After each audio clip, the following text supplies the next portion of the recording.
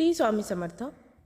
मित्रांनो, आज आपण बघणार आहोत लोक भोळ्या माणसांचा फायदा घेतात म्हणून चालाक बना. आजच्या व्हिडिओमध्ये मी शेवटी असं काहीतरी सांगणार आहे, त्यामुळे तुमच्या आयुष्यात खूप मोठा बदल घडू शकतो आणि तो बदल कसा घडवायचा त्यासाठी तुम्ही हा व्हिडिओ शेवटपर्यंत बघा आणि चॅनलला नवीन असाल तर सबस्क्राईब नक्की करा. त्याचबरोबर व्हिडिओला लाईकसुद्धा करा. कॉमेंटमध्ये श्री स्वामी समर्थ नक्की लिहा. आजच्या जगात भोळेपणा म्हणजे लोकांच्या नजरेत सद्गुण राहिलेला नाही, तो संधी बनलेला आहे. जो जास्त समजूतदार, जो जास्त शांत, जो जास्त सहनशील तोच सगळ्यात आधी फसवला जातो आणि मग तो एकटाच बसून विचार करतो, मी काय चुकलो. भक्त हो, तुम्ही चुकलेले नसता, तुम्ही भोळे असता. आणि श्री स्वामी समर्थ म्हणतात, भोळेपणा ठेव पण अज्ञान नको. भोळेपणा म्हणजे सगळ्यांवर पटकन विश्वास ठेवणे होय. स्वतःच्या वेदनेपेक्षा दुसऱ्यांचे सुख महत्त्वाचे मानणे, नाही म्हणायला भीती वाटणे, वारंवार दुखावलं जाऊनही गप्प बसणे. हे गुण वाईट नाहीत, हे देवदत्त गुण आहेत. पण प्रश्न असा आहे की हे गुण कोणासाठी वापरायचे. श्री स्वामी समर्थ स्पष्टपणे सांगतात, मोती सगळ्यांना दाखवायचा नसतो, मात्र पात्र माणसाला दाखवायचा असतो. कारण या जगात 3 प्रकारचे लोक असतात. एक असतात ते देणारे, एक असतात ते घेणारे आणि तिसरे म्हणजे वापरणारे. भोळा माणूस देणारा असतो, पण समोरचा अनेकदा वापरणारा असतो. ऑफिसमध्ये काय तुमचं नाव दुसऱ्याचं, नात्यांमध्ये त्याग तुमचा, अपेक्षा दुसऱ्यांचा, मैत्रीत गरज असेल तेव्हा फोन, काम झाल्यावर मौन. आणि भोळा माणूस काय करतो, तो म्हणतो चालेल नातं आहे. पण बाळांनो, नातं एकतर्फी नसतं. हा प्रश्न सगळे विचारतात, मी कुणाचं वाईट करत नाही, मग माझ्याच आयुष्यात इतकं का घडतं. उत्तर देतात श्री स्वामी समर्थ. म्हणतात, ज्याला घडवायचं असतं त्यालाच कसोटीत टाकलं जातं. सोनं आगीतच शुद्ध होतं आणि भक्त अनुभवातून. भोळा असणं वेगळं, सगळं सहन करणं वेगळं. स्वामी कधीच सांगत नाही अपमान सहन करा, ते सांगतात क्षमाशील व्हा, पण स्वतःची किंमत विसरू नका. जिथे वारंवार अपमान होतो, जिथे मौन म्हणजे भक्ती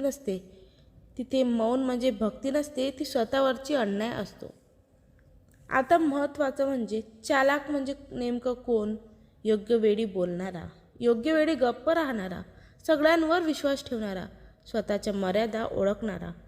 चालाक म्हणजे फसवणूक करणारा नाही, चालाक म्हणजे स्वतःला जपणारा. स्वामी म्हणतात, शांत राहा पण शहाणे राहा. नाही म्हणायला शिका.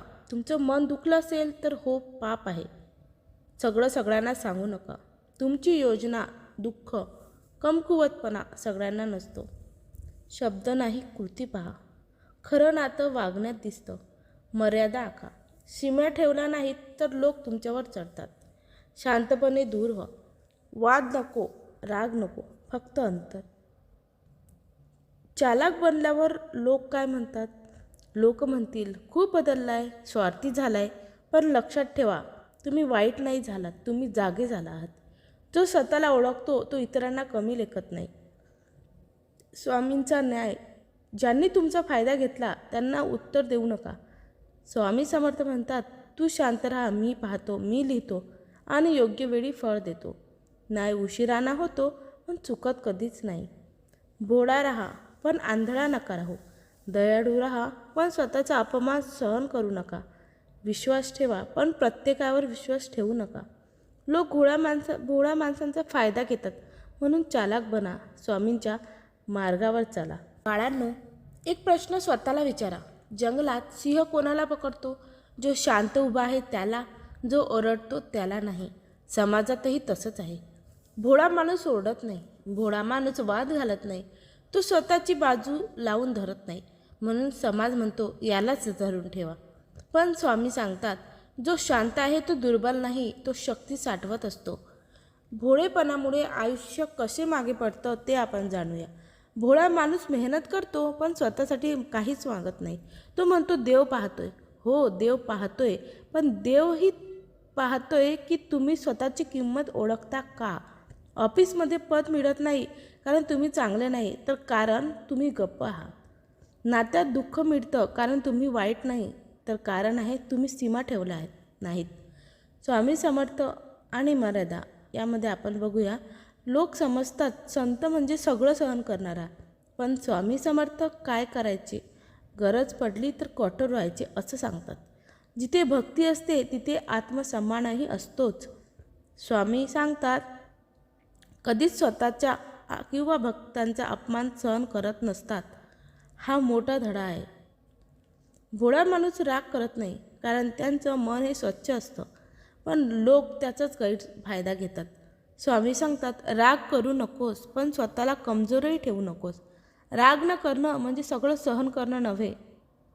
चालाकपणा म्हणजे खोटं बोलणं नाही, फसवणूक नाही, स्वार्थी होणं तर अजिबातच नाही. चालाकपणा म्हणजे काय, तर योग्य वेळी मौन, योग्य वेळी ठामपणा, योग्य लोकांची निवड. स्वामी समर्थ आपल्या भक्तांना हेच शिकवतात. स्वामी समर्थ स्पष्ट इशारा देतात. सतत नकारात्मक बोलणारे, फक्त गरज असेल तेव्हाच आठवणारे, तुमच्या आयुष्यावर जळणारे, तुमच्या शांततेचा गैरफायदा घेणारे, अशा लोकांपासून शांतपणे दूर व्हा.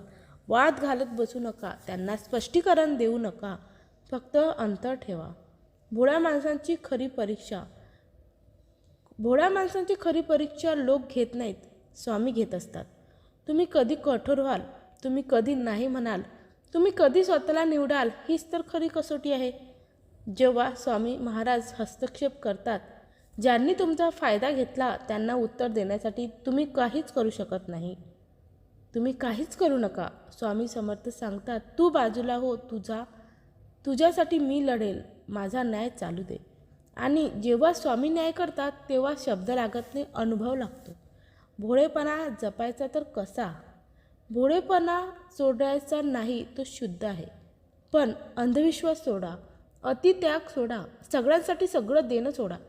भोळेपणा ठेवा, पण बुद्धी पण सोबत ठेवा. आज आपण स्वामींचा भक्त म्हणजे नेमका कोण आणि शेवटची टिप्स बघणार आहोत, जो आपण सुरुवातीला सांगितलं होतं.